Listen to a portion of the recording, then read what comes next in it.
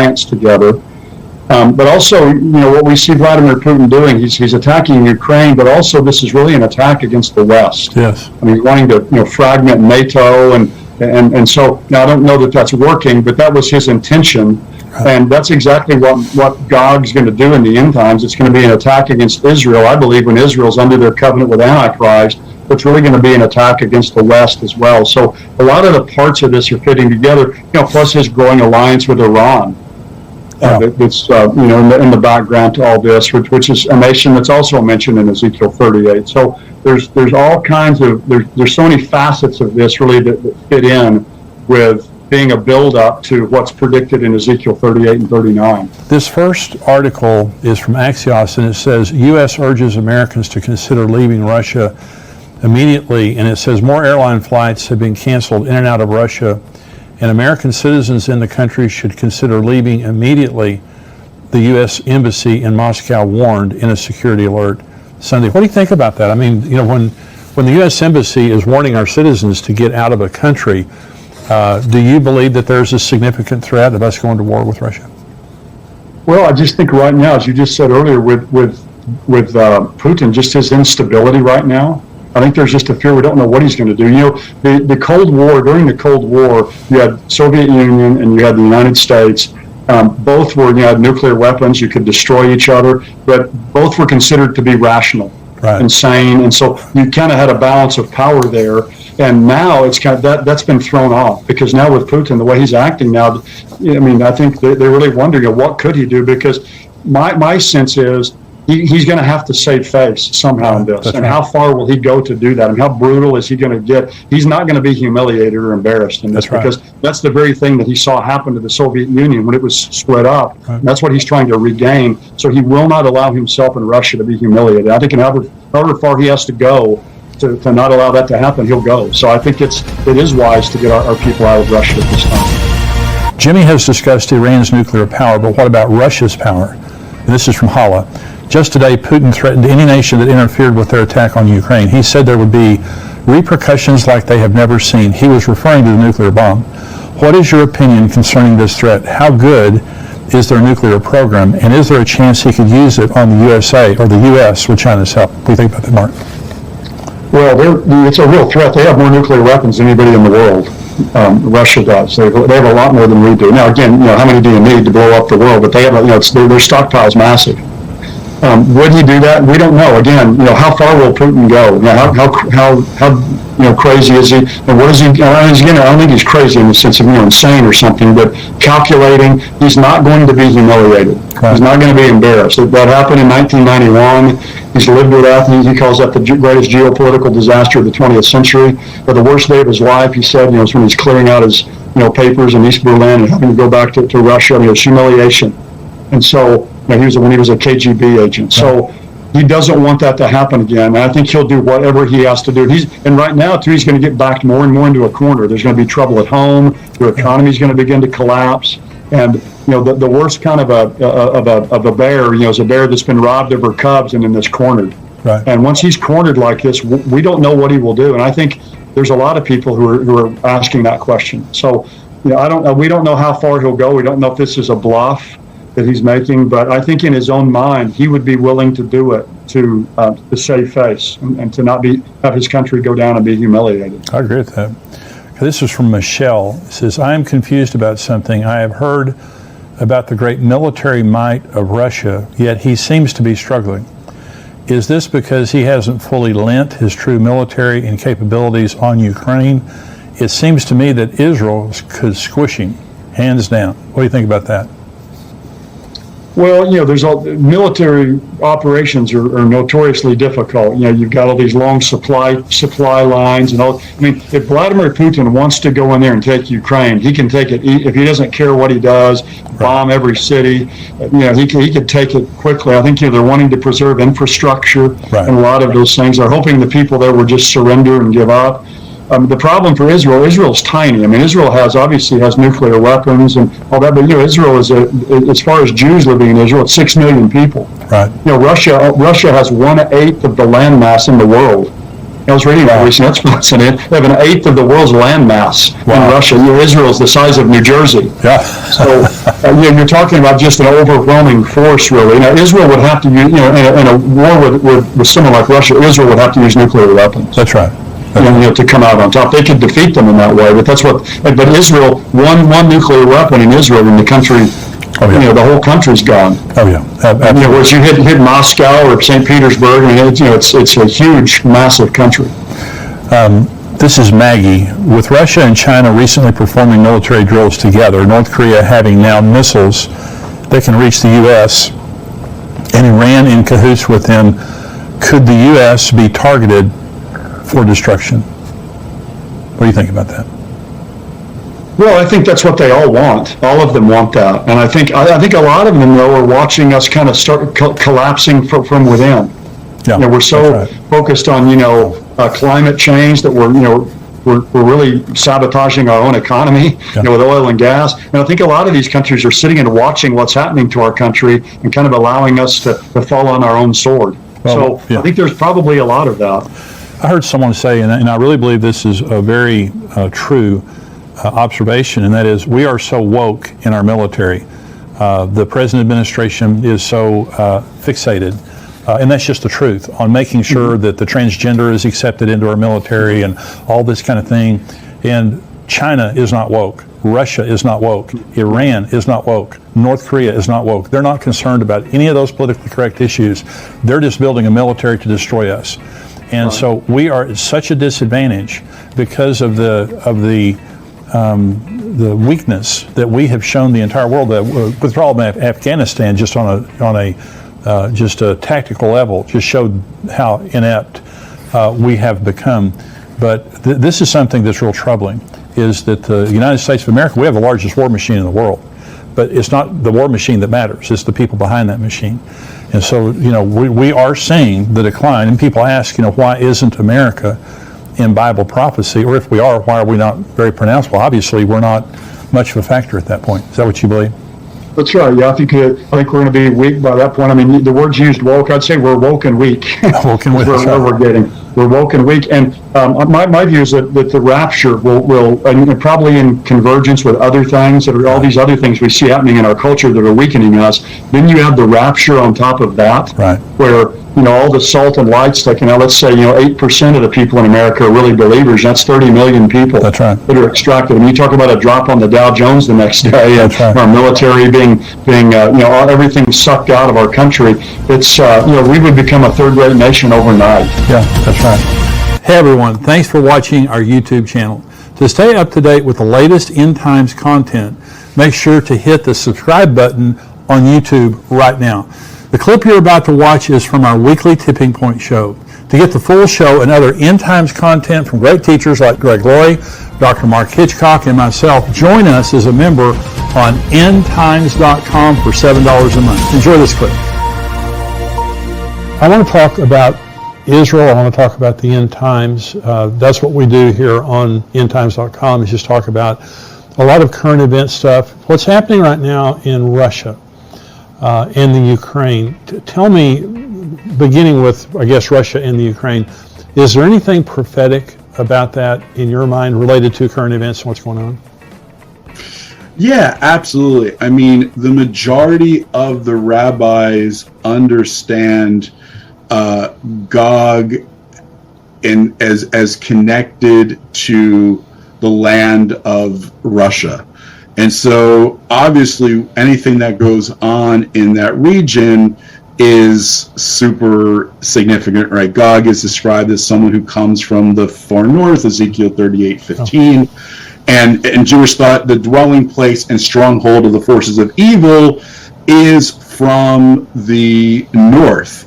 And so from Jewish tradition is very clear that it's almost unanimous that Gog is connected to Russia, and this and so what's interesting is this, though. There is one of the greatest Jewish scholars to ever live was known as the Vilna of Gaon, and he was an Alui, he was a genius. And this is, and he's speaking prophetically. This is what he says. He says, when you see the Russian Navy pass through the Bosphorus on the way to the Mediterranean by the means of the Dardanelles. It will be time to put on Shabbat clothes, meaning the Messiah is coming soon. Oh my gosh. So, I mean, when you hear something like one of the greatest and most revered Jewish scholars that lived, hundreds and hundreds of years ago, say something like that, and you look at what's going on in world events, you're like, okay, something is going on here. Well, the Gog, it's interesting you said that. I preached a message last weekend at Fellowship Church. We go here in Grapevine, Texas. And I was talking about, is Vladimir Putin Gog? And some of my friends, like Dr. Mark Hitchcock, he says he's Gog-esque. You can't definitively say he's Gog. However, my comment during my message was, if you ask me to, if Ezekiel 38 is a now prophecy, Vladimir Putin is Gog. I mean, because Gog is a person, Magog is a land, the other places are regions. The nations of Ezekiel 38 are places where he has control, the other nations listed there. But I really appreciate you saying that in the Jewish mind, Gog is Russia, because you have a lot of Western theologians who argue with that, and they'll say Gog has nothing to do with Russia, Gog is this, whatever. But if you look at the realities of it right now, the Gog and then the Magog nations of the Stan states, you have Turkey, Iran, these nations are all aligned with Russia, and they all hate Israel. So yeah, and there's this old tradition, Jewish understanding that Meshech and Tubal were in Russia, somewhere located in Russia. And there was this Rabbi Ibn Shaprut, who said, he wrote a letter to this group of this nation called the Khazaria. And there's this whole nation that converted in what's now Russia or Eastern Europe to believe converted to Judaism. And he wrote to this leader of Khazaria, calling him, and this is how he addressed him. He addressed him as the leader of Meshech and Tubal. Huh. Wow. Right? So, I mean, there's numerous references that connect back. And from a Jewish perspective, Gog is connected to, is European. He's a European leader. He's a descendant of Armilius, which is connected to Romulus, which is the founder of Rome, which is the fourth kingdom. I don't know if we want to, of Daniel's beasts, if we want to go into all there. But he's so in Jewish tradition, he has to be kind of Western. He has to be a descendant of Esau and Edom. That's a whole other interesting thing. All the end time, all the 10 horns and the 11th horn mentioned in Daniel, all descendants of Edom and Esau. And Magog, on the other hand, is seen as a nation that's descended from Japheth, one of the descendants of Noah. So you have someone from Esau, Edom, which represents the West in Jewish thought, ruling over a land that's primarily of Japheth. Is that what you see today with Gog, Magog, all the nations there? Yeah. And again, Persia would be one of those nations that are the descendants of Japheth, right? So it's no surprise that in this end, you kind of see this kind of, you kind of see this going on. You actually see it in the book of Esther, which just passed, right? So you have Haman, who is a descendant of Esau and a descendant of Amalek, being a key ruler in Persia, and Persia is a descendant of Japheth, right? So you have someone who is an outsider coming in, wow. Stirring it up to destroy the Jewish people. This is exactly the picture of what's going to happen in the end. And Ezekiel mentions Persia as being one of the nations that are going to come in the battle of Gog and Magog to destroy. But the interesting thing is that in Hebrew, again, in our last show, we talked about the numerics, right? So the interesting thing is that in Hebrew, Gog and Magog, Gogu Magog, has a numerical value of 70. And that's very significant because 70, according to the 5 books of Moses, 70 descendants of Jacob went down to Egypt. There are 70 nations biblically. So the way the biblical worldview is that there's 70 nations other than Israel that exist. And the picture of Gog and Magog is the 70 nations coming against Israel in the end of days. And this number 70 also ties back to the Tower of Babel, because when God confused the languages, he confused them into the 70 languages that become the 70 nations. Wow. And so this leader of Gog and Magog has this, it's the same spirit and the same worldview as the Tower of Babel, that we're going to build in order to overthrow God, rebel against God, his plans and purposes. And that's the idea of what the thinking of these end times enemies. Well, that's exactly what you see happening right now. I want to thank you for watching this Tipping Point clip, and I want you to subscribe to the channel. I want you, if you're not a subscriber, go ahead and click subscribe there. And thank you for watching and subscribing. I want you to join our Tipping Point community at endtimes.com. For $7 a month, you can subscribe, and you have a 7-day free trial. So if you just want to check it out for 7 days, go on endtimes.com, check us out for 7 days, but I can promise you, you're going to love the content. You're going to be getting the Tipping Point show, the full show, every single week, as well as articles and video content from great teachers like Greg Laurie and Mark Hitchcock, and of course myself. Be sure to subscribe to be notified when we release more videos like this. God bless you.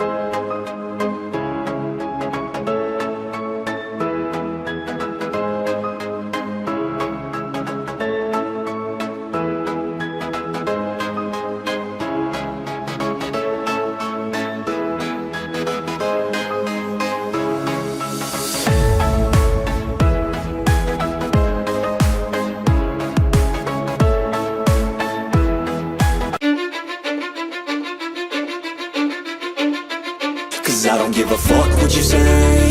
Yeah, I'ma do shit my way.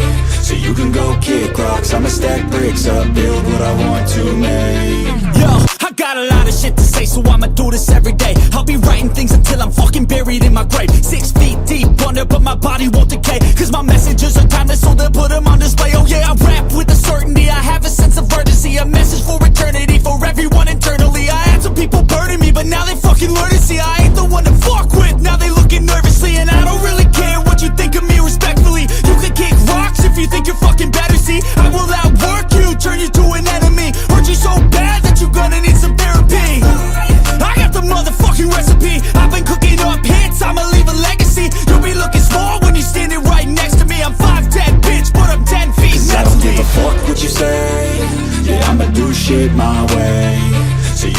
kick rocks, I'ma stack bricks up, build what I want to make. Cause I don't give a fuck what you say, yeah, I'ma do shit my way.